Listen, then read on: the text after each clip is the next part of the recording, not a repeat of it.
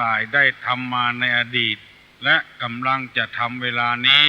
เชื่อวัดเชื่อวาเชื่อบ้านเชื่อเมืองคุณพ่อคุณแม่คุณครูบาอาจารย์ผู้ประสิทธิ์ประสาทวิชาความรู้สิ่งศักดิ์สิทธิ์ทั้งหลายอันมีพระบรมธาตุเจ้าโดยสุเทพและครูบาเจ้าศรีวิจัยนักบุญแห่งล้านนาไทยเป็นต้นขออาราธนาเชิญชวนมาปกปักรักษาพ่อแม่พี่น้องพ่ออุ้ยแม่อุ้ยพ่อหนานพ่อน้อยพี่ป้านาอาปู่ย่าตายายลูกเต้าหลานเหลนทุกคนเพื่อได้มีความสุขกายและสุขใจนานแสนนานได้เทินวันนี้ตู้ลุงกอกมาปะมาพบมาอู้มาจ๋ากับท่านทั้งหลายผู้ฟังทั้งหลายเหมือนกับทุกวันที่เคยได้บำเพ็ญมาตื่นขึ้นมาได้ประกาศธรรม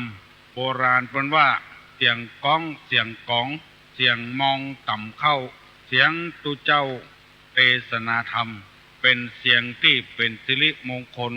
กับบ้านกับเมืองโดยเฉพาะผู้ที่นับถือพระพุทธศาสนากองดังสนั่นฟันฟื้นแสดงว่าบ้านเมืองอยู่เย็นเป็นสุขมีการทำบุญทำทานอยู่บักขาดเสียงมองต่ำเข้าแสดงว่าเข้ายังอยู่ในเหล่าลองอยู่มีเข้าหือต่ำอยู่เสียงตุเจ้าประกาศธรรมแสดงว่าตุเจ้าอยู่ในวัดในวายังประกาศธรรมคำสอนยังให้ความรู้กับสถานาบุญทั้งหลายที่โบราณเป็นว่าเลี้ยงไก่บักขันหมายความว่าใส่บาตรญาติพกถึงวัน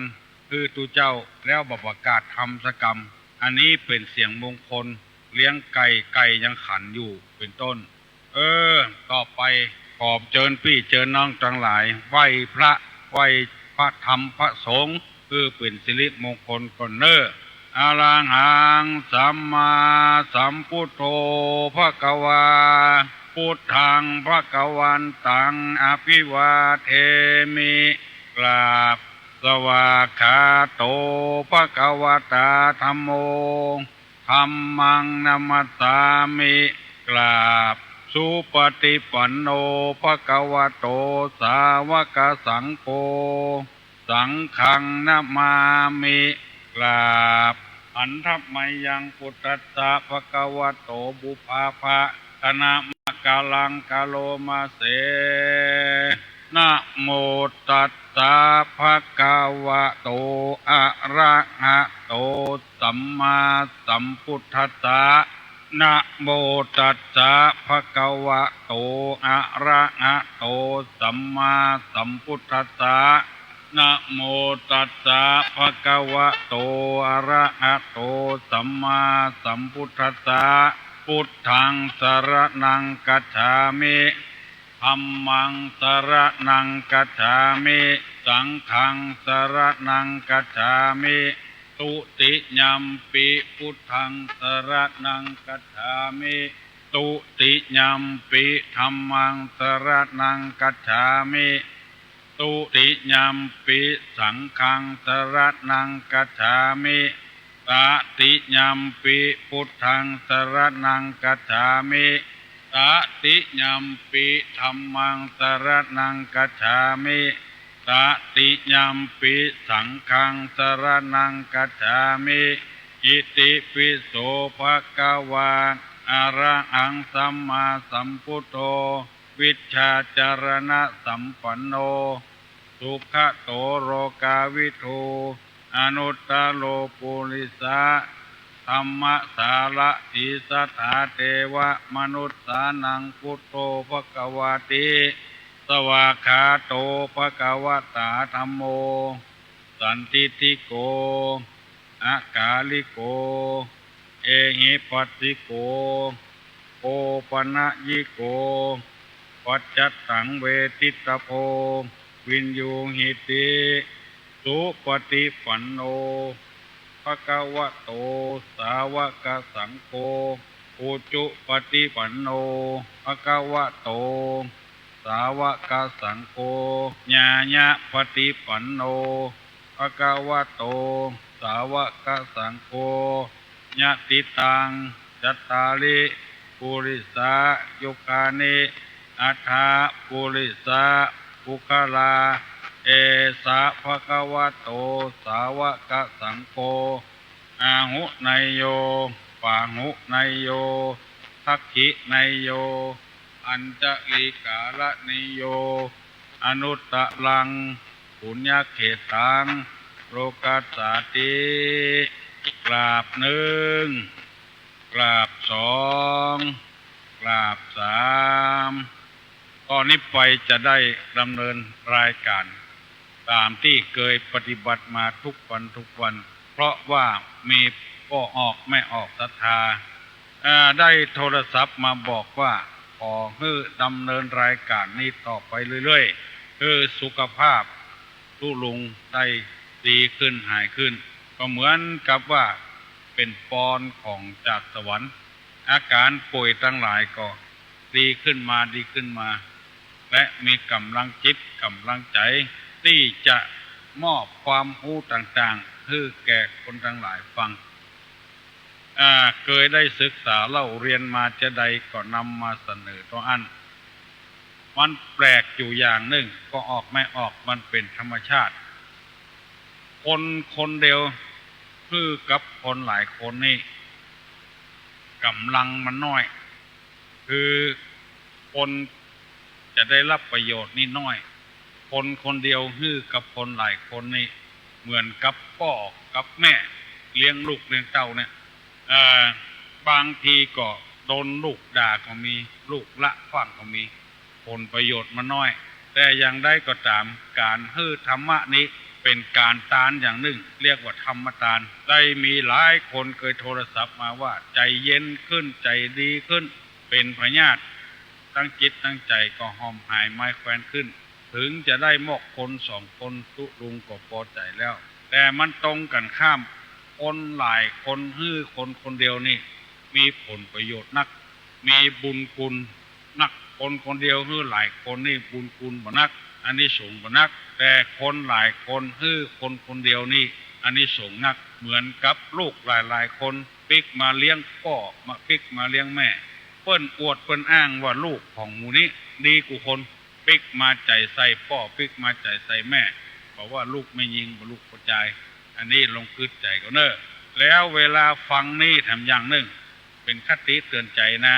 หนึ่งคนหลายคนฮื้อคนเดียวมีอันนี้สูงน้อยมีอันนี้สูงนักคนเดียวฮื้อคนหลายคนนี่มีอันนี้สูงน้อยเลี้ยงลูกเป็น9 คน10 คนจนในใหญ่หน้ากาบานมาก็ใครมีไผอวดไผอ้างลูกหลายคนมาเลี้ยงพ่อเลี้ยงแม่นี่มีคนอวดคนอ้างอันนี้เป็นคติเตือนใจเนอะไปใจฟังบ่ได้นะสองเวลาฟังเนี่ยอย่าไปทำเหมือนน้ำเต็มแก้วน้ำเต็มแก้วนี่คืออย่างไรมันเต็มไปเห็นแล้วเอาน้ำใหม่มาใส่มันฟะไปเห็นหมดมันล้นไปเห็นหมดเวลาฟังนี่ทำตัวเหมือนน้ำอยู่น้ำแห้งก็ได้น้ำอยู่เกิงแก้วก็ได้น้ำใหม่มาแท่งมันจะได้รับน้ำใหม่ตัวแถมถ้าเราทำตัวเป็นน้ำเต็มแก้วนี่มันจะฟะไปเห็นหมดมันน้ำใหม่จะบ่เข้ามาเหลือกับน้ำเก่าเวลาฟังนี่จะไปทำตัวเหมือนน้ำเต็มแก้วน้ำใหม่มามันจะบ่ได้รับอันนี้ฝากไว้เป็นคติเตือนใจเนอะฟังไปเรื่อยๆเถอะถึงได้กำหูมานักขึ้นเนอะคือคนเดียวคือคนหลายคนนี่อันนี้สูงน้อยคนหลายคนคือคนเดียวนี่อันนี้สูงนักการฟังนี้จะไปทำตัวเหมือนน้ำเต็มแก้วเพราะน้ำใหม่มามันจะบ่ได้รับถ้าได้รับก็เป็นน้ำที่เป็นสีอาจจะได้รับคือดำของที่บดีบดักน้ำที่สับบริสุทธิ์สะอาดนี่มันจะบ่เข้าเพราะว่ามันจะฟะไปเหี่ยมันจะล้นไปเหี่ยวันนี้จะเอากรรมเก่ามาเล่าให้พี่น้องทั้งหลายฟังเป็นคติเตือนใจกรรมสุภาษิตเป็นว่าเปิ้นบ่ถามอย่าไปฟังกล่าวเปิ้นบ่เปล่าอย่าฟังไปเปิ้นบ่ถามอย่าไปฟังกล่าวเปิ้นบ่เปล่าอย่าไปฟังไปคือหมายความว่าทำความดีแล้วจะบ่ได้ดีเปิ้นบ่ถามเปิ้นไปบอกให้เปิ้นเนี่ยก่อนเปิ้นจะยินดีฟังหุบ่ยินดีฟังหุเหมือนกับเอาสอบมาอย่างก็จ้างเถอะ ถ้าเปิ้นโจทย์มาบอกว่า2+2เป็นเท่าไหร่อันนี้ก็กล้วยตอบเปิ้นเป็น4เปิ้นมาถามนี่ไปตอบเปิ้นเป็น4ไผบ่ยินดีตัวมันเป็นความจริงแต่เรื่องนี้ตู้ลุงเคยพิสูจน์มาแล้วบางคนอยู่ด้วยกัน3คนเปิ้นถามคนหนึ่งแล้วแถมคนหนึ่งฟังตอบแทนเปิ้นจะพอใจบ่พอใจบ่เปิ้นถามนายกนายขอตอบแทนเปิ้นถามแม่แก้วแม่คำตอบแทนอันนี้เปิ้นว่าเปิ้นบ่ถามจะไปฟังกล่าวถ้าเปิ้นเป็นหน้ามาตั้งเฮาถามเอากล้วยตอบมันจะประสบผลสำเร็จเป็นอย่างดีอย่างเตะฟุตบอลเข้าโกเตะแล้วมันบ่เข้าสกรรมแป๊ดไปที่อื่นเนี่ยมันก็เป็นที่น่าเสียอกเสียใจเปิ้นจะอู้กับเฮาบ่อู้กับเฮาบ่ฮู้คือจำไว้เด้อไผก็จ้างเถอะวัดนี้มีตุเจ้ากี่ตนเปิ้นถามตุเจ้าบุญพอออกฟังตอบแทนเนี่ยแม่ออกฟังตอบแทนเนี่ยป้ามีลูกกี่คนน้องของป้าฟังตอบเนี่ยมี3 คน2 คนอันนี้มันบ่เต็มใจแต่ไปฟังกล่าวฟังกู้เด้อเปิ้นเป็นหน้ามาตั้งเฮาเมื่อใดก็กล้วยอู้มึงอันนี้เป็นนิสัยโดยเป็นมารยาทของคนตั้งพื้นบ้านพื้นเมืองเฮาโดยเปิ้นบ่ถามไปฟังกล่าวเปิ้นบ่เปล่าจะไปฟังไปเปล่านี่ก็คือประกาศนะเปล่าเอิ้นอย่างหมู่เนี้ยเปิ้นฮ้องไปประชุมเด้อก็กล้วยไปเปิ้นยังบ่เปล่าเตื้อเปิ้นยังบ่ฮ้องเตื้อเปิ้นยังบ่ประกาศเตื้อร่นไปเด้อเปิ้นเสียเวลาเปิ้นบ่นิมนต์ตัวเก่าแกมีหลายละเดี๋ยวนี้เปิ้นว่านิมนต์จำเพาะเจาะจงเนี่ยเฮาบ่ไปสักกรรมใจงื้อลูกศิษย์ไปหยามันบ่ม่วนใจเปิ้นใครได้ตัวคนนั้นและคนนั้นไปแทนเหียมีจัดหลายละลองขอใบนิมนต์นี่ก่อนขอนิมนต์จำเพาะเจาะจงถ้าขัดข้องประการใดก็ให้โทรศัพท์มาเพิ่นว่าอย่างอีกเอาก็ไปโทรศัพท์ไปบอกคือเพิ่นเนี่ยบ่ได้ไปเด้อเนี่ยถ้าว่าโอ้ไผก็ได้เอามาเถอะอันนี้ก็ยังแขวนน้อยตัวตั้นบ่ได้ก็เอาคนอื่นก็ได้ยังแขวนน้อยหรือว่าใบนิมนต์มันบอกว่าถ้าท่านขัดข้องจริงๆไม่สามารถมาได้จัดตัวแทนมาก็ได้อันนี้ได้อันนี้เปิ้นแบบเปล่าร่นไปมีหลายวัดหลายวาเคยทะเลาะเบาะแว้งกันเพื่อเปิ้นมานิมนต์เอาหนังสือเอาใบนิมนต์เจ้าอาวาสซะครับแล้วตัวเก็บไว้แล้วก็ไปแทนเจ้าอาวาสแล้วไปบอกที่นิมนต์คุณบอกว่าพระเจ้าอาวาสบ่อยู่เพิ่นใจให้ผมมาเพื่อฮู้กันมาล้นบ่ใจหยังซักอย่างมื้อนี้เป็นต้นอันนี้เป็นมารยาทสุภาษิตนี่ขอฝากขอฝังไว้กับพี่กับน้องทั้งหลายไว้นำไปพินิจพิจารณาแล้วก็ไปฟังอู้แตนเพิ่นเถอะเพิ่นเป็นหน้ามาหาผัวเมื่อใดก็ก้อยอู้แตนเมื่ออันมาเป็นหน้ามาหาผัวก็เพิ่นถามกันเขาอย่าตอบก็ตอบเป็นเรื่องของเขาไปฟังฟ้าวลำไปเพิ่นบ่ชอบอู้กันซื่อๆถ้าเพิ่นสาเอา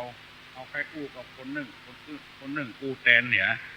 พอออกไม่ออกตุลุงนำมาเสนอเข้มข้นถึงวันเนอออกให้ปากันฟังมาเดียวนี้จะได้นำเอาคำว่าคุณสมบัติของผู้เป็นหัวหน้าของผู้นำผู้เป็นหัวหน้าจะเป็นก่อเฮือนก็จ้างจะเป็นแก่บ้านก็จ้างเป็นแฟ้นก็จ้างเป็นอบตก็จ้างประธานอบตก็จ้างเป็นรองประธานก็จ้างเป็นนายกก็จ้างเป็นหัวหน้าคนนี่เด้อเป็นผู้นำคนนี้จะต้องมีคุณสมบัติถ้าบ่มีเร่งทำเนี่ยจะเป็นไผก็ตามเด้อเป็นครูนอกจากเป็นครูสอนนักเรียนแล้วต้องเป็นผู้ใหญ่อาจารย์ใหญ่หรือผู้อำนวยการทั้งหมดเนี่ยจะต้องมีคุณธรรม6อย่างดังที่จะนำมาเสนอให้พี่น้องทั้งหลายฟัง1มีความอดทนผู้นำนี่นะจะต้องเป็นคนอดทน2มีความตื่นตัว3มีความขยัน4มีความเอื้อเฟื้อเผื่อแผ่5มีความเอ็นดู6มีความหวังดีเป็นตู้หลวงเจ้าวัดก็จ้างเป็นผู้จานนำศรัทธานำกลิ่นน้ำตาลก็จ้างต้องประกอบด้วยคุณธรรมหมดเนี้ย เป็นป้อหอป้อเฮือนหัวหน้าครอบครัวต้องมีความอดทนตุลุงจะได้ขอเมตตาเวลาอธิบายคือท่านทั้งหลายได้ฟังอดทนนี่เปิ้นขยายออกไปว่ามีอยู่3 อย่างทนลำบาก2ทนตรากตรำ3ทนต่อความเจ็บใจความอดทนนี่นะลำบากตรากตรำและเจ็บใจทนลำบากเพราะว่าเอาเป็นหัวหน้าตื่นก็ต้องตื่นเจ้าว่าตื่นก็จำเป็นต้องตื่นเพราะเอาเป็นหัวหน้าคนไปเป็นครูก็เป็นหัวหน้าคนเป็นครูใหญ่อาจารย์ใหญ่ผู้อำนวยการไปโรงเรียนต้องไปเจ้าตื่นเจ้าเป็นป้อหอป้อเฮือนแม่หอแม่เฮือนต้องทำเป็นตัวอย่างให้ลูกคือเต้าตื่นเจ้าแล้วก็ห้องลูกเจ้าอันนี้คือลำบากหน่อยเป็นเจ้าอาวาสตื่นขวายลำบากเพราะว่าศรัทธาไปการขันเข้าทุกเจ้ายังบ่ลูกเด้อไปบิณฑบาตก็ไปขวายเป็นหัวหน้าคนต้องลำบากเงียบเวียกเงียการต้องเป็นคนนำคนที่เหี้ยเต็มวัดเอาลงมือเหี่ยก่อนกวาดไปได้สักวา2 วากำเดียวลูกศิษย์ลูกหาหันถึงต้นมาช่วยละเอาแบบเหี่ยก่อนมาได้เป็นครูบาอาจารย์กาเป็นพ่อกาแม่กากาเป็นหัวหน้าคนเป็นแก่เป็นแคว้นเนี่ยจัดสัมพันธ์มันลำบากเนี่ยอย่างน้อยก็เดือดร้อนเดือดทุกข์เดือดยากเพราะบ่ได้อยู่ได้ยังบ่ได้เนี่ยการส่วนตัวอันนั้นเป็นหัวหน้าคนบ่ได้ละต้องหูจักตัวเก่าละรีบลาเหี่ยโวยก็มาลาเหี่ยโวยเขาจะเดินขบวนละไล่ละอันนี้เป็นข้อที่1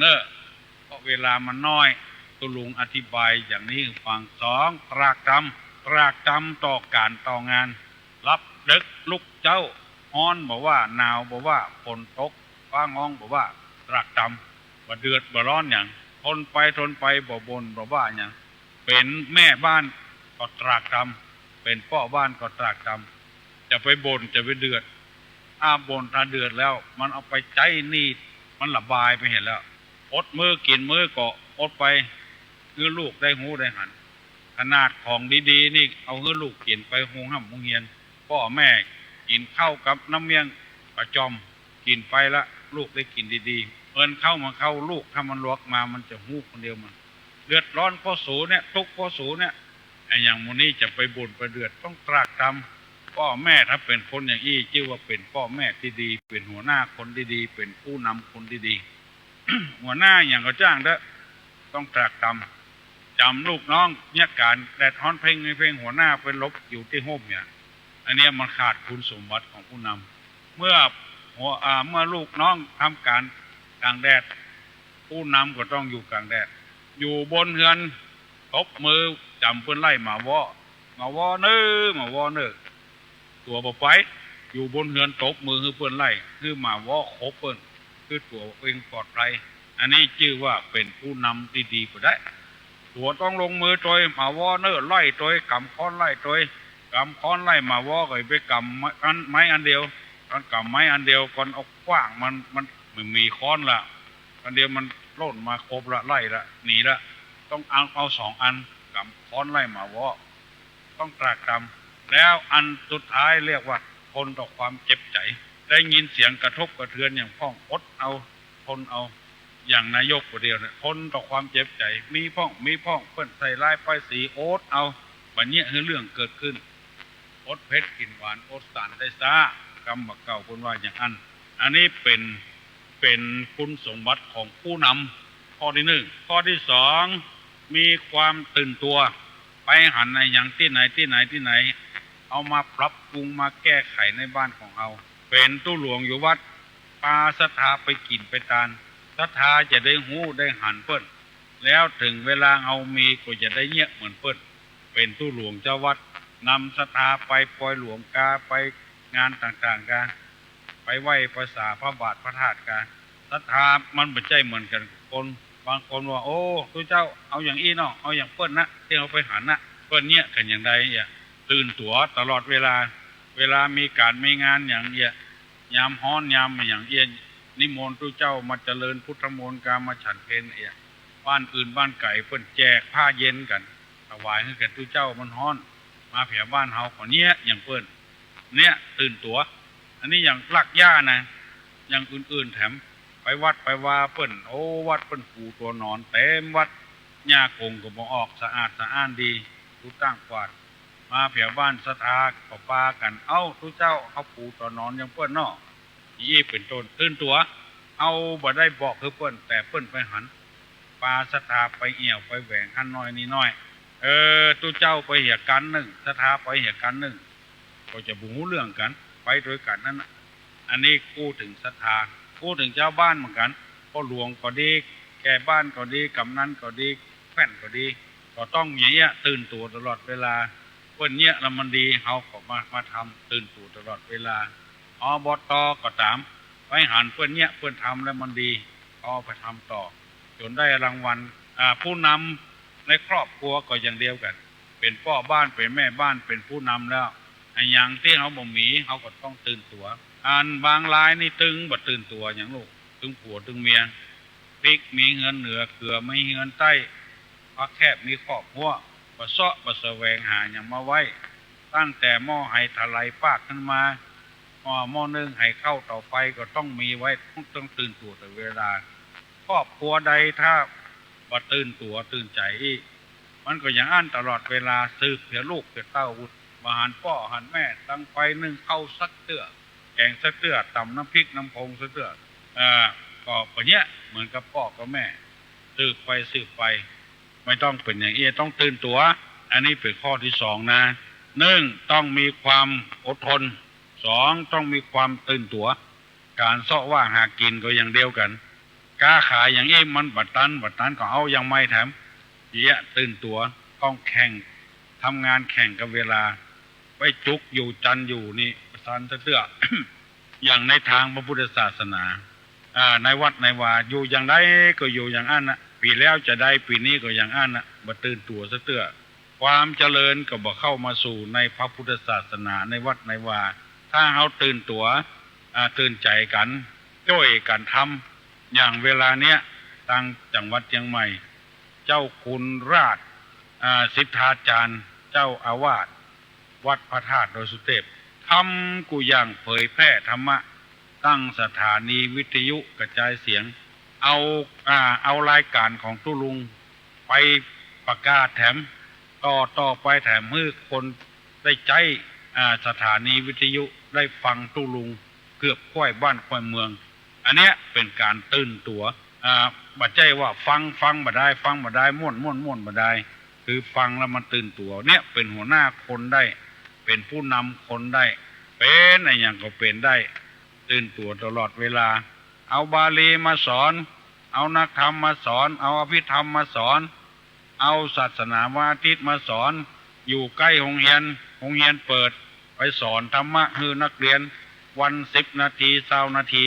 อันเนี้ยตื่นตัวตลอดเวลาชื่อว่าเป็นผู้นำที่ดีเพื่อนมาขอใจสถานที่กวัดกวาจะเป็นประชุมก็ได้จะเป็นตั้งโรงเรียนการศึกษานอกโรงเรียนอันนี้เรียกว่าตื่นตัวตลอดเวลาเป็นข้อที่สองข้อที่สามมีความขยันคือบ่อยู่บ่ได้ไปหันเปิ้นแล้วเปิ้นปลูกต้นไม้ต้นตอกกาในบ้านในจองเปิ้นหาได้ตึงผัวตึงเมียกาในบ้านในจองเปิ้นสะอาดสะอ้านกาบ่ขี้ค้านอู้กันง่ายๆเถอะบ่ขี้ค้านพ่อกอยตื่นตัวโดยมีความขยันโดยอดทนก็มีหั่นขยันก็มีหั่นผู้นำต้องเป็นคนอย่างเงี้ยเป็นคนมั่นผู้นำขี้ค้านไปประชุมเนี่ยเปิ้นไปประชุมวัดก็บ่ไปคือเมียไปเหียเปิ้นประชุมอำเภอก็บ่ไปคือผู้ช่วยไปเหียเปิ้นไปประชุมมันประชุมนี่คือสารวัตรไปเหียเปิ้นประชุมนายกคือรองนายกไปเหียเปิ้นประชุมประธานคือรองประธานไปเหียหมู่เนี้ยบ่ขยันบ่ได้ฟังมันบ่ตื่นตัวมันบ่ได้ความรู้ใหม่ๆขึ้นมาเปิ้นพาไปเอี่ยวที่ไหนไปทัศนศึกษาการไปทัศนศึกษาเนี่ยมันได้ผลประโยชน์นักบ่ใจเอาไปละม่วนบางรายลองสังเกตพอเถอะเปิ้นชวนไปเอี่ยวทางภาคใต้ปิกมาเผียวกู้ก้าเล่นน้ำทะเลเหตุนั้น หมู่อื่นไปพอแล้วบาหันมาอู้เปิ้นแปลงอันนั้นแปลงอันนี้มันงดงามปลูกต้นไม้ตัดเป็นรูปจ้างฟ้องรูปเป็นอย่างฟ้องอย่างเงี้ยบ่เอาไปพอสวนย่อมสวนเยิ่มนี่ประจัดการอย่างสิ่งอย่างอันเนี้ยบ่ขยันพอออกแม่ออกพี่น้องทั้งหลายลูกหลานทั้งหลายฟังเห็นเตอะหัวหน้าคนนี่จะต้องเป็นคนนี้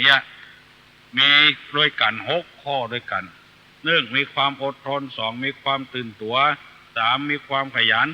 มันถูกต้องหมด4มีความเอื้อเฟื้อเผื่อแผ่5มีความเอ็นดู6มีความหวังดีอันเนี้ยมันจะต้องมีอยู่อย่างเงี้ย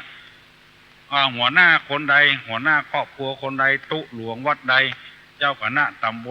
ลใดแก่บ้านแก่ใดแคว้นบ้านแคว้นใดไปเนี้ยตามลักทับลักที่ว่าเนี่ยบ่มีความอดทนบ่มีการตื่นตัวแล้วบ่มีความขยันเนี่ยเสียเวลาให้บ่ได้4 ปี5 ปีเอาเวลาไปขว้างให้บ่ได้ให้คนอื่นเป็นยังจะดีกว่าเฮาเป็นตู้หลวงเป็นเจ้าวาดก็อย่างเดียวกันเป็นครูก็เหมือนกันเป็นหมอก็เหมือนกันหัวหน้าคนจะต้องเป็นผู้นำคนจะต้องเป็นคนอดทนตื่นตัวตลอดเวลาปรับปรุงสถานที่ให้มันน่าพอน่าดีน่างามเมื่อไหนๆเขาก็ตกลงปลงใจเป็นหัวหน้าคนแล้วผู้ย่างมันจึงเป็นมีหัวหน้ามดมีนายมีเป็นผู้นำคนธรรมชาติต่างๆก็มีบอกว่านกหนูปูปลาลองสังเกตพอเถอะปลาตัวใดท่านนำหมู่ลูกน้องก็ต้อยเป็นหมู่นกก็อย่างเดียวกันต้องมีหัวหน้างัวต่างนี่ก็มีหัวหน้าปนห้องว่างัวนำควายนำฝูงก็มีหัวหน้าคนเอานี่ก็ต้องมีหัวหน้า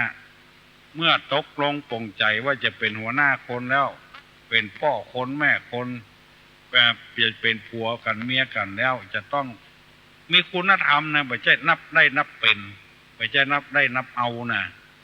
จะเอาผัวจะเอาเมียเดี๋ยวไม่ใช่นับได้นับเอาต้องมีคุณธรรมให้คนเพราะคนอันนี้ไม่ใช่เหมือนสิงสารสัตว์จะต้องเจริญรุ่งเรืองจะไปถอยลงคือมันเจริญรุ่งเรืองขึ้นมีวิธีใด เอาตนักตังใดคล่องตังใดเป็นตังใดจ้างตังใดเอาก็ทำอันนั้นตุลุงตะกอนเปิ้นจังนิมนต์ไปหั่นไปนี่8 จังหวัดในภาคเหนือและทุกอำเภอในภาคเหนือไปกุฏิกูแห่งพอมาถึงเวลาเท่าแก่แล้วมีใจใคร่ประกาศธรรมะเอาธรรมะมาเผยแพร่ให้แก่พี่น้องวงศาคณาญาติลูกพอดีลูกศิษย์ของตุลุงนี่เปิ้นก็เป็นอกเป็นใจให้พยายามเก็บหอมรอมริบแปลงสถานีวิทยุชุมชนไว้เอาบ่ได้ไปไกลก็ประกาศทำใกล้ๆเนี่ยวัน1 ชั่วโมงอันนี้บัดใจว่านำเอาเรื่องส่วนตัวมาอู้มาอวดตัวบัดใจจะว่าก็ว่าเถอะยอมรับเพราะว่าเขาเป็นผู้นำคนแล้วจะต้องเป็นไปอย่างอี้เนี่ยเกือบกูย่างในปีที่แล้ว2 ปีที่ผ่านมาอยากจะให้เจ้าบ้านเก็บขยะก็พยายามลงทุนจ้างละอ่อนเก็บขยะตามบ้านตามจองเอาไปเผาก็มีเอาไปขว้างก็มีเก็บปวดเก็บไปอย่างไว้เป็นผู้นำเจ้าเดียแต่ว่าเปิ้นบ่โตยเปิ้นบ่โตยตามบอกกติกาอย่างมีเปิ้นบ่โตยตามทางวัดก็หันว่าบ่ได้ละเนี่ยบ่ได้ละลงทุนไปเป็น60 แสนละเจ้าบ้านบ่โตยตามมาก็ย่างเหียให้เป็นผู้นำเจ้าดีแต่ผู้นำบ่เดียวเนี่ยมันต้องเสียเงินเสียทองบ่จะนำบ่ได้เสียเงินเสียทองการก่อสร้างในวัดในวาก็ต้องชะงักไปได้หลายปีเพราะไปเมาเก็บขยะนี่พี่น้อง13ชาวบ้านแต่เปิ้นบ่หันดีหันชอบโดยหมู่นี้เป็นต้นก็เลยยั้งละบ่เดียวเอาทางใดแถมเอาไถ่ถอนชีวิตสัตว์นำไปบางคนเอางัวเอาควายไปแล้วเอาไปขายโจทย์เหี้ยประเดี๋ยวนี้เขาก็ย่างแล้วเอามาเลี้ยงเป็นหมู่ในบ้านนี่ก็มีงัวก็มีควายก็มีเอาไปเลี้ยงที่อื่นก็มีอันนี้คือยกตัวอย่างให้ฟังน้อยๆบ่ได้ว่าไปก็เป็นการอวดตัว ครูบาอาจารย์ตุเจ้าพระนายมีความรู้มาอยู่ตัวเป็นมหาปรริญญาก็มีจบปริญญาแล้วก็มีเรียนต่อก็มีเนี่ยก็ขอเปิ้นเป็นครูฮึหมู่ที่เป็นมหาก็ขอให้สอนบาลีหมู่ที่เป็นมหาก็ขอให้เปิ้นสอนนักธรรมหมู่ที่จบปริญญามาก็ขอให้เปิ้นสอนอภิธรรมการนักธรรมการเนี่ยจะต้องตื่นตัวตลอดเวลาต้องมีความขยันวันนี้ถ้าอยากได้3 ข้อเหตุก่อนส่วนมีความเอื้อเฟื้อเผื่อแผ่มีความเอ็นดูมีความหวังดีนี่ตุลุงจะเอาต่อวันพุธเนอะเพราะเวลามันประเดี๋ยวนี้6:40 นาทีแล้วไผ่ยังบ่ลุกเห็นลุกเนอจะไปลุกขวายโรคเงียเวียกเงียการอาบน้ำอาบท่าให้ตั้งกายสดชื่นอาบน้ำเมื่อเจ้านี่มันสดชื่นดีนะลองพอเถอะ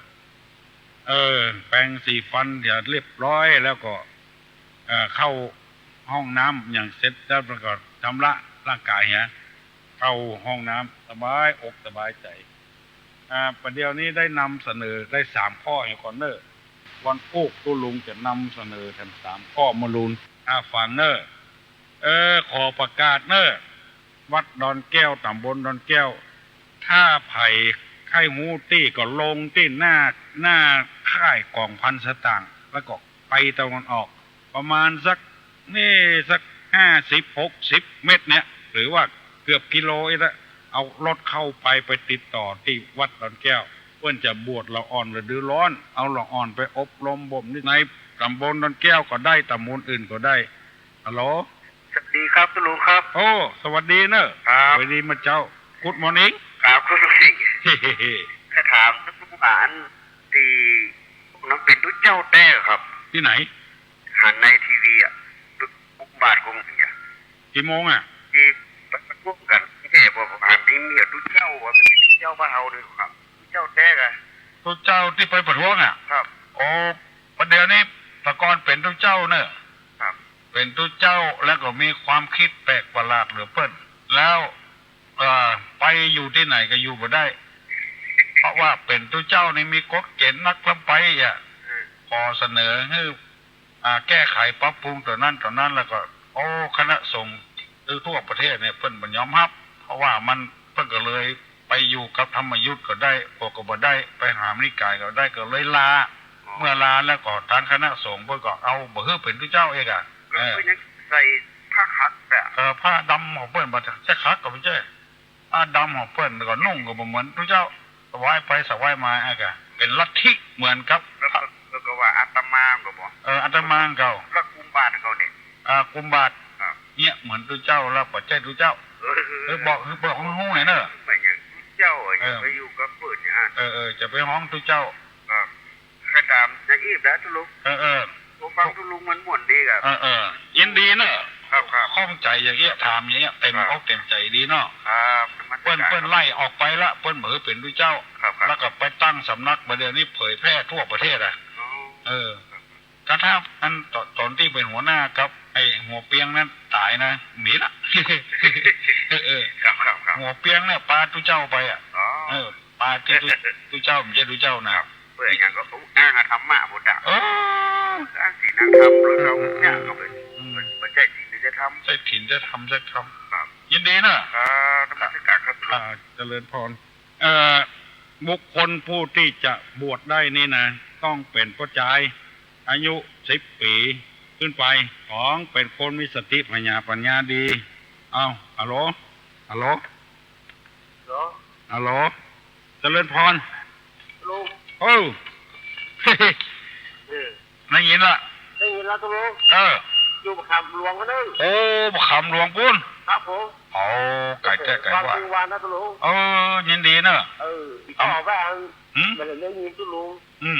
แล้วก็ที่วิทยุใส่รถนี่ก็ฟังเดี๋ยวนี้ไปควรเลยก็ฟังตุลุงม่วนบอกยินดีเนอะ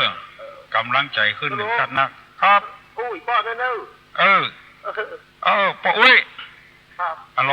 ป้าอุ้ยเหรออยู่บ้านกวนก็เหรออยู่บ้านกวนเหรอฟังตุลุงเหรอดีเนอะป้าอุ้ยเนอะอายุเท่าไรล่ะอายุ80 80ฟังอยู่เนอะเข้าใจดีก็ เออม่วนด้วยม่วนเหรอฟังถึงวันเนอะตุลุงจะออกถึงวันเนอะโอ้อายุ80ละตุลุงจะไปย่างเนอะฟังถึงวันนะออกสดเนอะไม่ใช่ออกไม่ใช่อัดเทปเนอะไม่ย่างนะใจสู้อยู่ติ๊กๆอ่ะสู้จนตายเนาะอย่างนายกเลยเนาะสู้เนาะเรียนเนาะบุญรักษาเนอะโอ้ยนอกจากอายุ10 ปีขึ้นไปแล้วก็ต้องเป็นคนมีสติปัญญาปกติสามารถอ่านออกเขียนได้3ต้องเป็นคนไม่พิการขาด้วนแขนด้วนบ่เอา4ต้องเป็นคนบ่วิกลจริตฮัลโหลมาทางด่านเจ้าโอ้มาถามแล้วโอ้ยเจ้าเก่าเนาะละปูนเจ้าเจ้าเก่านั่นแหละละปูนละปูนเนาะท่านลุงเลยว่าโอ้ฟังที่นายศาสนาวันนั้นนะจ๊ะท่านลุงคือว่าลมพัดไหวประเมินหางคอยโค่นน่ะต้องถามละอ้อมเขาก็ลมพัดไหวเหมือนลมพัดไหวประเมินหางคอยโค่นลมพัดไหวประเมินหางคอยโค่นเนาะประเมินหางคอยโค่นประเมินหางคอยโค่นถามละอ้อนทอนเนอร์ภัยก็ได้ตอบเถอะท่านลุงว่าแต่ว่าปัญหาของท่านลุงนะตอบตามเนี่ยคือว่าหัวมดอดหนาวกลางยาโอร้อนนั่นน่ะอันอย่างอ้อโอ้ละเจ้าอันอย่างอ้อน้ำรวยกับป้าต้องฟังดูว่านะท่านลุงเก่งจ้ะโกดแบบตามข่าวเนอะ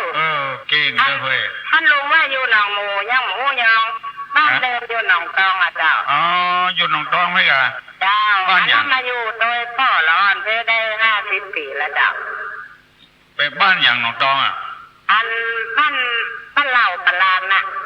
ปลานเจ้าปลานไหมกะเจ้าปลานคูบาล่าไหมนะปลานเพกับปลานปะคาไปเจ้าปลานปะคาเพเจ้าที่มีท่านลุงก้นเสียไปแล้วนะท่านลุงแก้วกับท่านลุงจุ่มน่ะ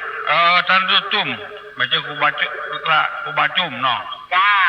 ปลานน่ะกะเจ้าถ้าประเดี๋ยวนี้มีท่านมาแทนอยู่อันน่ะพ่อตุลุงก็อยู่แพร่โลชนหลวงอ่ะชนหลวงหนองตองอ่ะพ่อเกิดท่านหรอเป็นเจ้าหางลงเหมือนนะเจ้าแต่น่าจะท่านลงว่ายังอู่ยองไม่ใช่ยองหรอกไปอยู่บ้านเปิ้ลมาอู้ยองตัวเปิ้ลกันมาอู้เจ้าอู้มาจ้างหรือมั่งอ่ะเจ้าที่เปิ้ลมันเป็นยองก็มีหรอกนั่นกัน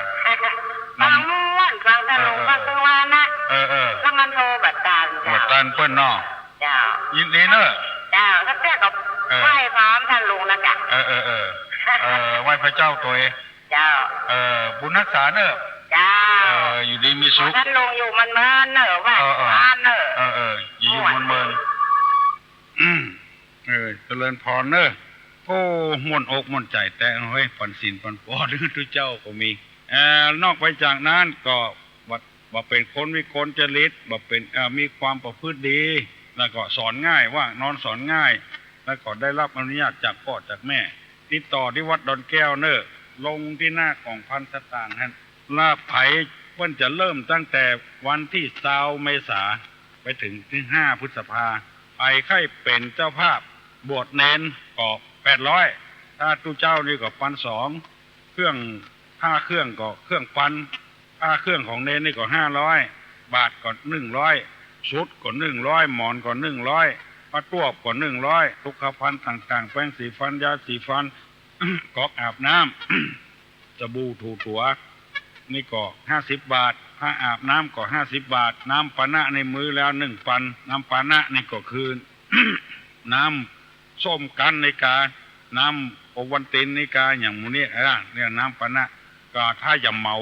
เลี้ยงถึงหมดถึง100 ป่ายถึงวิทยากรนะก็มือเจ้ามือเพนก็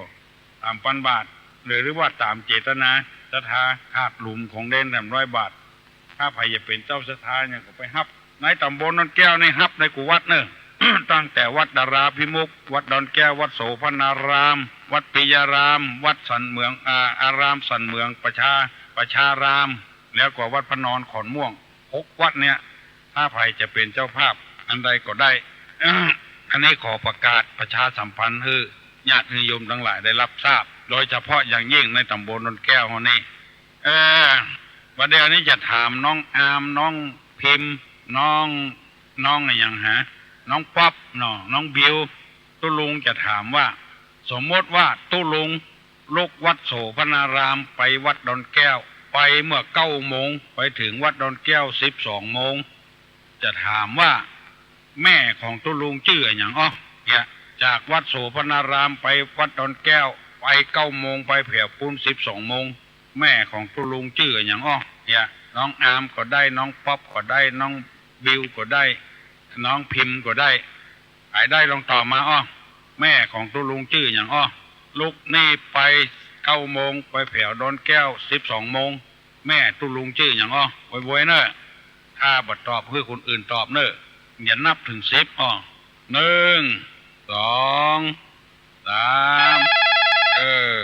ตอบมาแล้วฮัลโหล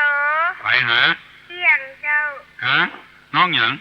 น้องอายเจ้าน้องอามน้องอายค่ะน้องใหม่กับค่ะอยู่บ้านอย่างสบสาน้องอายบ้านสบสาน้องพี่บิวเจ้าน้องพี่บิวเหมือนกันค่ะอันกะเก่งตึงปี้ตึงน้องเฮ้ยแม่ของตัวลุงชื่ออย่างเปียงเจ้าถูกต้องแล้วเนอะละอ่อนประเดียวเก่งแต่ห้อยน้องของน้องอิวทำกรรมชื่อน้องอายไผ่ไข่อู้ตัวลุงพ่องอู้มาเนอะยังแถม10 นาทีเนอะไผ่ยังมาลุกแกเนอะจะ7 โมงแล้วนะอัลโหลนมัสการครับขอถามคำถามตุลุงครับถามมาอย่างกินตั้งนอกปอกตั้งในครับกินตั้งนอกปอกตั้งในให้คนอื่นตอบนะให้คนอื่นตอบเนาะครับไปตอบได้ตอบมาเนอะกินตั้งนอกปอกตั้งในไปได้ตอบมาเนอะไปตอบได้กินตั้งนอกแล้วปอกตั้งในคนใหญ่ก็ได้ละอ่อนก็ได้ดอนแก้วก็ได้หนองฟานก็ได้ซบสาก็ได้ดงปอคอยก็ได้บ้านสาราก็ได้บ้านปะแงะพระเจ้าน้องโขนบ้านสันเมืองพระนอนปุ้นตั้งสันทรายเมินนั่นเนอะไม่ได้ยินนะฮัลโหลครับฝากปัญหาแถมสักปัญหาหนึ่งแล้วครับถามมาแถมอันแค่ถามว่าอันหนังหุ้มโขนหุ้มกระดูกหุ้มเนื้อแล้วต่อเนื้อหุ้มแหนมเลยครับมันคืออย่างครับถามตุลุงเหรอครับถ้าตุลุงตอบตุลุงจะตอบว่าอย่างไรครับเปล่าถูกม้วนเนาะน่ะถูกต้องแล้วครับเมื่อล่ำได้โทรไปสัญชายครับวิเวกอย่างแต่ไม่แจมครับผมไม่แจมบุญเนาะครับตุลุงตอบเนาะครับผมถูกต้องเนาะเอาละครับเดี๋ยวผมจะอื่นผมเข้าไปแอบนอกเจริญพรเนอะครับผมบุญนักษาไม่แจมบุญนะไม่แจมบุญแห่งกรมกินนอกปอกในเอาวันนี้ครับตอบเหรอน้องแอมเหรอถามครับถามพอถามปัญหาครับถามเหรอครับถามว่าโจรปล้นที่ไหนไม่ต้องแจ้งตำรวจครับอย่างก็โจรปล้นที่ไหนไม่ต้องแจ้งตำรวจโจรปล้นที่ไหนไม่ต้องแจ้งตำรวจครับถ้าใครตอบก็ได้ครับโจรปล้นที่ไหนไม่ต้องแจ้งตำรวจครับกินนอกปอกใน2 ปัญหาแล้วเนอะไปได้ตอบเนอะ2 ปัญหาละโจรปล้นที่ไหนไม่ต้องแจ้งตำรวจแล้วก็กินนอกปอกในเนอะไปตอบได้ตอบคุณลุงมาเนอะฮัลโหลจะนมัสการเจ้ามาแล้วมาตอบปัญหาโดยปกครองมาตอบปัญหานะเจ้ามาตอบกะมาตอบเจ้าจะบอกว่าแมลงบื้นเจ้าเสื้อผ้าไปยินดีเนอะหนังสือเอากับเจ้าหนังสือก็เอาผ้าก็เอาเนอะแต่ว่าเพื่อนโทรศัพท์มาถามเพื่อนว่าใครได้ก่อนปีใหม่นี่นะอย่าจ้าแมลงบื้นเจ้าเข้าไปเจ้ายินดีเนอะเจ้าการนมัสการเจ้ายินดีเนอะเจ้าแต่เอาแค่ลืมลายไปก็ออกไม่ออกลืมลายไปมีเสื้อผ้าเก่าแล้วก็ใจละยังใจได้อยู่เอามาให้ตุลุงเนอะเปิ้นใครได้กันเบิ่งนะฮัลโหลตุลุงครับครับขอถามสักหน่อยแล้วครับ ว่าการนอนนะว่าประเดี๋ยวหัวตะวันตกนี่มันดีครับโอ้อันคนโบราณเฮาเนาะครับครับอู้ซื่อๆนะมันเจ้าพุทธส่วนมากในจะเอาหัวไปตะวันออกครับครับเพราะพระพุทธเจ้าตรัสรู้ครับเบ็นหน้าไปตะวันออกครับเบ็นหน้าไปตะวันออกเจ้าพุทธเอาจะไปอย่างนั้นครับเวลาขอโทษเนอะขอโทษกูคนเนอะที่ฟังนะครับเวลาเผาศพในเพิ่นจะเอาหัวไปตะวันตกส่วนมากนะครับเพิ่นว่าเป็นคนที่บ่เป็นมงคลครับและแถมอย่างนึงลองสังเกตพอเถอะคนทางเหนือเขาคนที่นับถือพุทธศาสนาจะเอาหัวไปตะวันออกแล้วก็นอนตัดหน้าต่างแล้วคนทางเหนือเขาเนี่ยไผ่ๆเขาว่ามันงามนะเพราะว่าเวลาพระจันทร์ออกมาเนี่ยเวลาเดือนออกมาเนี่ยมันส่องออกมาสองคนผัวเมียนอนด้วยกันจะได้พอเดือนมันงามแล้วก็ลูกเกิดมาก็จะเป็นคนงามอย่างขอโทษเนอะได้เฮียนมาได้อ่านมาอย่างนั้นเนอะครับแบบที่แน่ๆที่ว่าเขานอนหัวตะวันตกนึกมาดีแน่นอนนะครับน้องบดีนึกมาดีเนาะนอนตะวันตกไม่น่าหัวไปพูดนะเอาหัวตะวันตกนะครับนึกมาดีเนาะบดีเอ๊ะเนาะครับอู้ซื่อๆเนาะครับดีนะครับที่ไหนอ่ะเขามาแจกกันมาต้นขามถนนรถไฟนี่ครับไม่แจกมั้งอ่ะใช่ครับถนนรถไฟนี่ครับอ๋อถนนรถไฟต้นโขดังไปพูนได้ครับต้นขามครับบุญรักษาเนอะครับขอบคุณครับสวัสดีโอ้วันนี้มาหลายที่หลายตังค์เว้ยยินดีเนอะกินทั้งนอกปอกทั้งในอย่างก็ลมไหว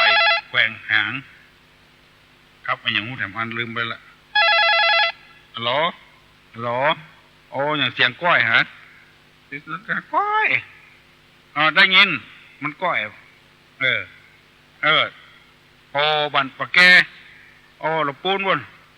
ได้ยินชัดหรอโอ้ฟังตุลุงทั้งวันน่ะ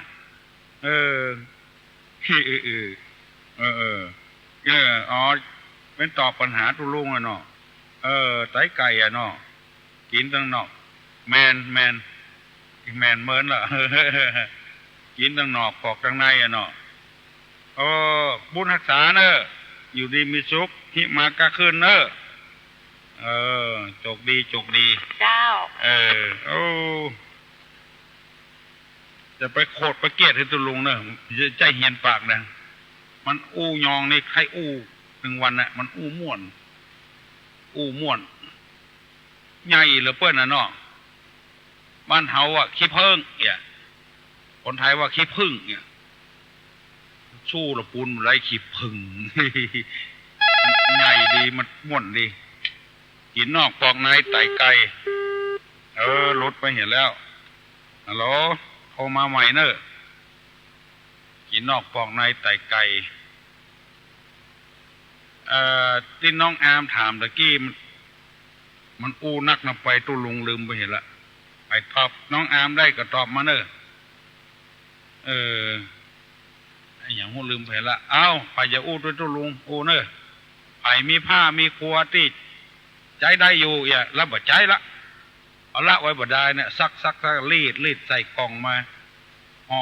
มาให้ตู้ลุงเนอะแต่ว่านี่มาค่ำเนี่ยเพิ่นโทรมาแถมให้ได้เมื่อก่อนปีใหม่เนี่ยว่าเราวันที่5 ที่ 6อย่างเนี้ยขาใจมาโวยเนอะเอามาวันติดวันเสาร์วันติดนี่ก็ได้มาเปาะกันแล้วจะได้รวบรวมจะได้ไปโทรศัพท์ไปบอกให้เปิ้นก็หามา2 ราย 3 รายนี่มันได้ยังไม่ได้นักเด้อรายไหนกล่องกาเกิงกล่องเห็ดแท้ใครจะอู้ตัวตุลุงอู้มาเนอะบอกใกล้ว่าไก่ฮับหมดบอกว่าไผ่คนใดตู้เจ้าพนายอู้ก็ได้ชาทาชาวบ้านอู้ก็ได้บ่ต้องเกรงใจนะบ่ต้องเกรงใจกูเตื้อในแถวลำปางกูน่ะวันนี้นักปิ้งเว้ยถ้าอย่าบ่ได้ยินแถวลำปางแล้วก็ฮัลโหลเดี๋ยวกินผมวันนี้ยินไปตอบปัญหาที่กล่าวมาครับเข้าปัญหาอย่างเขากินน้ำนอกปอกตรงไหนเพราะมันเสียงมันออกแกเลยครับมันเสียงก้อยมันตอบมาแล้วตอบไปแล้วครับไตไก่กินทั้งนอกปอกตรงไหนนี่เป็นไตไก่เนาะ ทุกว่ะโอ้ยตายไกลให้จะแม่นมากันนะครับถ้าจะแม่นอันแต้มเป็นยังอันแต้มเป็นยังอันแต้มมันก็แต่ไกลนะไอ้อย่างอ้อก็จะบ่มีอย่างละแก่ครับก็บ่มีอย่างละแก่ฮะอีต้องนอกออกทางในเฮียเนาะแต่ไกลนะกันเนาะก็มันราคาเท่าไหร่ละแต่ไกลละมาเข้าใจเนาะครับมาเป็นแต่ไกลไว้เนาะครับแต่ไกลแล้วเนาะเอาน้ำมันจะแก่แล้วดีๆนะม่วนด่ะเอาเป็นพี่เป็นน้องกันไปจัดนักมาเดียวนะไปมาหาสู้กันโน่มาเดียวนี่7:00แล้วเนอะยังแถมสักสาย2 สายนี้อู้ได้อยู่7:00ละฮัลโหลคุณลุงเจ้าอันที่ไปวาดข้าบ้านสีหอยนี่คนไปทางใดจ้ะเนี่ยเข้าที่เมืองพาเนอะเข้าที่เมืองพานี่ขึ้นไปติ๊กๆอ่ะเพิ่นถึงแปลงป้ายไว้ไหนเจ้าก็นี่จะถึงไม่แต่งไปจังคนไม่งัดจ้ะบ่แผ่วพวกนะข้ามขัวแม่ลิ้มนี่เหนืออำเภอแม่ลิ้มนี่นะเจ้าข้ามไปกำเดียวกับบ่แผ่วเมืองพาละเมืองพาก็เลี้ยวซ้ายไปเข้าตรงไหนล่ะเจ้าน่ะไปทางไหนอำเภอไม่แต่งก่อนมาถึงเนาะมาถึงเข้าที่เมืองว่าสำคัญว่าไปจังเขื่อนไม่งัดไปทางพูนเดี๋ยวมีตะวันตกพุ่นหรอเขื่อนไม่งัดมีเขื่อนไม่งัดมีตะวันออกบ่ไปเจ้าแล้วมันจะมีปากกลางบอกเข้าไปเหรอเจ้าบอกปากกลางมีเข้าเมืองพาก็ได้เหนือแถมน้อยมีองค์การบริหารส่วนตำบลริมเหนือนี่นะเข้าฮะนะเข้าที่องค์การบริหารเข้าริมเหนืออีกเจ้าเข้าริมเหนือตำบลริมเหนือมันต้องมีป้ายหรอแต่ว่าแค่ไปอีเนาะมันมีป้ายแล้วไปจังไม่งัดอีเด็กใหญ่เจ้าไปปูนเนอร์ไก่จะลงทางเข้าที่เมืองพาเนี่ยเหมือนตั้งแบ่งซอยเข้าไปมันจะเนาะไปเมืองพาอีกคุณลุงอ่ะเข้าเมืองพาน่ะเมืองพาอีกไปตำบลริมเหนืออีกมันข้ามขัวไม่เลมไปน่ะได้ไปปะเมืองพาละเข้าที่ใต้ไปก็ได้เข้าที่องค์การบริหารส่วนตำบลก็ได้มันมีหนทางตัดทั้งพุ้นแล้วก็เข้าที่บ้านเมืองพาก็ได้มันไปปะกันฮะนะไปปะกันปุ้นเนี่ยไปเส้นกันท่านนั้นเนาะเจ้าแล้วมันเลือกขั้นไปทางไกลก็เจ้าสัก10 กว่ากิโลนี่มันได้แต่มันขึ้นดอยเนี่ยเนอะมันขึ้นดอยเนอะรถมาให้บุดีบัดเอาไปเนอะมันจะรู้นะมันขึ้นดอยเอารถสัก60-70%น่ะเนอะเอารถลุรถบัดเอาไปถ้ารถบัดดีที่ถึงไปไม่ได้เลยเนาะมันก็เป็นไอ้นะหันรถหน้าสำตางก็ไม่น่ายางโน้นแล้วกับตัวสบายมากเลยบนเพลวข้างกลางนั่นแถมเพลวข้างกลางนั่นแถมสบายมากไปเถอะมันจะสูงอย่างถึงไปจังดอยอินทนนท์นี่ก็เจ้าบัดอย่างอันน้ำเหลือมันบัดอย่างอันน้ำเหลือเนาะอย่างอันน้ำเหลือมันบัดดอยมหาบดีเนี่ยดอยมหาบดีเนี่ยไม่ใช่ดอยอย่างดอยสุเทพดอยอินทนนท์ไม่ใช่มันจะเป็นแงกเลยก็โคตรนักมันโคตรนักยังโคตรอย่างหนทางไปตายนี่ก็เจ้าอย่างนั้นอ่ะเป็นถึงบอกเนอะทางโค้งกดแตรทางโค้งกดแตรเป็นถึงบอกดีแล้วสูงยังได้ที่เต้นี่เจ้าขนาดนั้นก่อนมาถึงก็เจ้าสูงเดือดด้วยสเก็ตสักหน่อยอยู่ที่ไหนอ่ะก็ไม่วางนะแต่เจ้าอยู่ไม่วางยังเขาไปต่ำเนี่ยต่ำมันไม่ขนินหมดนี่นะยังเขาไปต่ำเนี่ยพวกอันน่ะขอบคุณมากนะเจ้าคุณลุงเจ้าเป็นอย่างเนอะไปเถอะเนอะเจ้าผู้เจ้าถ้าฝนตกมันจะมึนไอ้ตอนที่ฝนมันตกเนี่ยว่าให้ไปก่อนสีนี่เนาะคือใจว่าอันนะเจ้าจะถามกันไปนี่กะแต่จำพี่กันน้องนี่กะเจ้า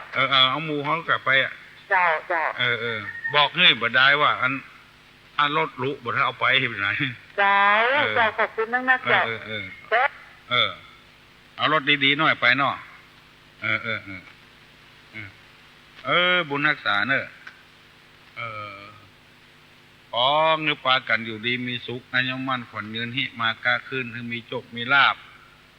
แปรชนะข้าศึกทะลุไปที่ใดก็ขอคือคนฮักคนหุมเทวบุตรเทวดาก็ฮักของหุมเน้อยกมือเน้อยกมือไหวจะปั่นปอนนะ7 โมงนะสัพพิติโยวิวัจจันตุสัพพะโลโกวินัสสตุมาเตภวะตวนตรายโยสุขีทีคาโยปูภวะอภิวาธนาสีริสเนจังบุทาปจายโนยัตตาโลธรรมาวัฏันติอายุวันโนสุขังปะลัง